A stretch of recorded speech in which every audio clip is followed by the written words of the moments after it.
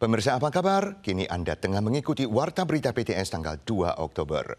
Upaya pemulihan terus berlanjut di Desa Guangfu, Hualien dengan hampir 10.000 ton sampah hasil pengerukan berhasil dibersihkan kemarin. Lebih dari 1.000 personel militer dan sipil serta 255 unit peralatan berat dikerahkan untuk memulihkan area tersebut sebelum Festival Pertengahan Musim Gugur atau Festival Bulan. Sampah dengan rekor bobot tertinggi yakni 9.861 ton hasil pengerukan berhasil dibersihkan dalam upaya pemulihan Desa Guangfu kemarin. Sementara menanggapi rumor daring perihal penghentian sementara tenaga penyelamat, Kantor Koordinasi Bencana mengklarifikasi perekrutan relawan tidak pernah berhenti. Namun pakar konservasi air Li Hongyuan tidak setuju. Dia mengimbau warga menjauhi area bencana agar tidak menyebarluaskan penyakit dari Hualien. Data terbaru hingga tanggal 2 pagi, bencana telah mengakibatkan 18 orang meninggal, 6 hilang dan 151 luka-luka.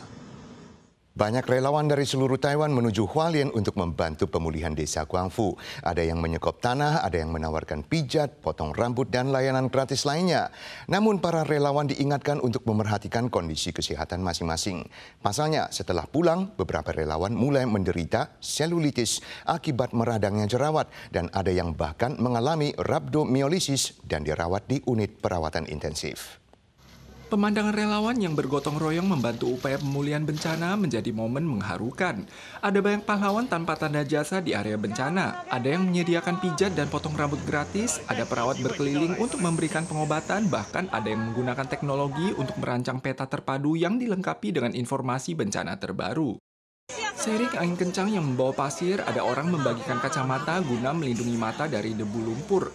Banyak relawan mengaku selain cedera akibat serangan hawa panas, ada juga yang mengalami luka eksternal.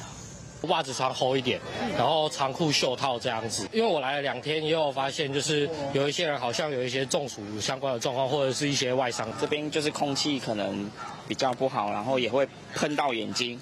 Relawan perlu memerhatikan kondisi pribadi. Ada yang menyampaikan usai menyekop lumpur di Hualien, jerawatnya meradang menjadi selulitis.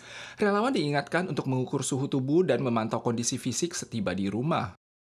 Ada relawan mengalami gejala demam dan sakit tenggorokan usai bertolak dari Hualien. Ada netizen mengungkapkan ada teman mereka yang mengalami gejala rhabdomyolisis setelah pulang dan sedang menjalani perawatan darurat di unit perawatan intensif.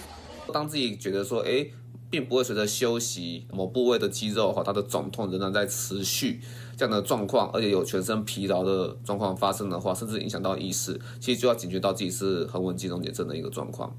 Warga diingatkan untuk tidak membersihkan rumah dengan tangan dan kaki telanjang, memakai sandal atau menyentuh air limbah, lumpur, atau sampah di area bencana, serta senantiasa memerhatikan kondisi kesehatan guna menjaga vitalitas agar mampu membantu korban bencana. Banyak hewan peliharaan terluka saat bencana luapan danau penghalang melanda Desa Guangfu di Hualien. Untungnya mereka telah mendapatkan banyak perawatan medis dari dokter hewan dan relawan yang membantu menyediakan tempat berlindung. Sementara itu, pemerintah pusat telah menyediakan vaksinasi tetanus gratis untuk mencegah infeksi pada banyak korban dan relawan yang mengalami luka gores selama proses pembersihan.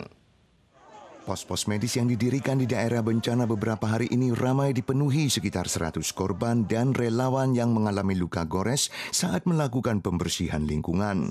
Luka-luka ini telah menyebabkan lonjakan permintaan vaksin tetanus yang segera terpenuhi lewat sumbangan perusahaan farmasi melalui koordinasi pemerintah pusat. Bencana banjir tidak hanya berdampak pada warga tetapi juga hewan.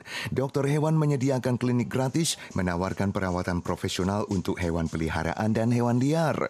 Upaya pemulihan dan rekonstruksi pasca bencana di Desa Guangfu, Hualien diteruskan 24 jam per hari. Semua kalangan baik pemerintah maupun pusat terus berusaha memastikan semua pihak di wilayah terdampak menerima perawatan terbaik. Biro Jalan Raya MOTC mengumumkan manajemen surat izin mengemudi baru. Mulai tahun depan, penyesuaian akan dilakukan untuk ujian tertulis dan ujian jalan mobil dan motor. Bagi warga lansia berusia di atas 70 tahun, SIM harus diperbarui secara proaktif mulai Mei tahun depan dengan mengikuti penilaian yang mencakup pemeriksaan kesehatan. Sementara bagi yang berusia 75 tahun ke atas, SIM harus diperbarui setiap 3 tahun untuk memastikan kemampuan berkendara yang aman.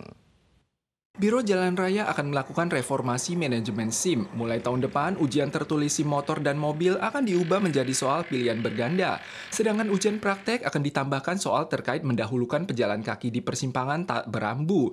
Lewat mekanisme latihan mengemudi yang lebih manusiawi, calon pengemudi diharapkan dapat menumbuhkan budaya berhenti untuk mendahulukan pejalan kaki.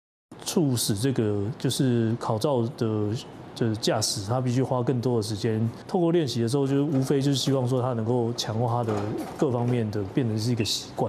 Mulai Mei tahun depan, lansia 70 tahun ke atas diwajibkan lolos pemeriksaan medis. SIM berlaku hingga usia 75 tahun.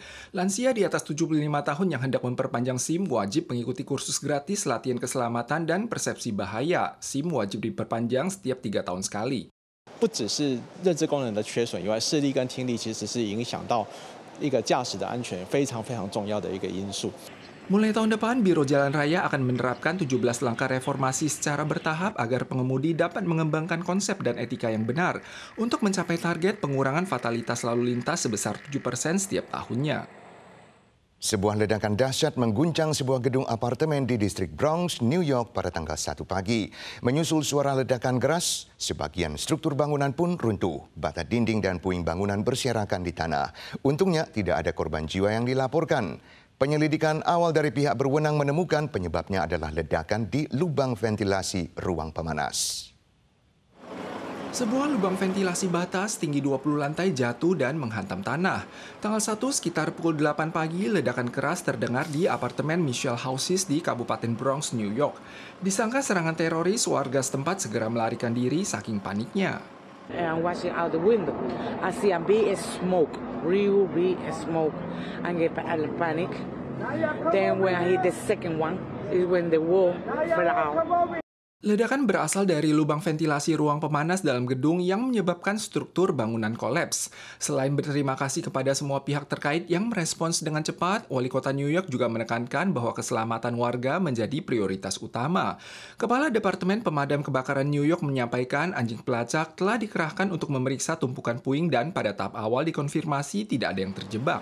Apartemen Mitchell Houses telah lama dikritik akibat berbagai masalah seperti sarana butut, sistem pemanas, dan air panas yang tidak stabil, kebocoran, dan jamur. Kebakaran terjadi pada gedung seminggu sebelum ledakan, mengakibatkan seorang gadis terluka parah dan dilarikan ke rumah sakit. Saat ini pihak berwenang terus membersihkan lokasi dan menyelidiki penyebab ledakan guna mencegah insiden serupa terulang kembali. Pemirsa sekalian, sekian warta berita dari PTS. Kita sua lagi di lain kesempatan.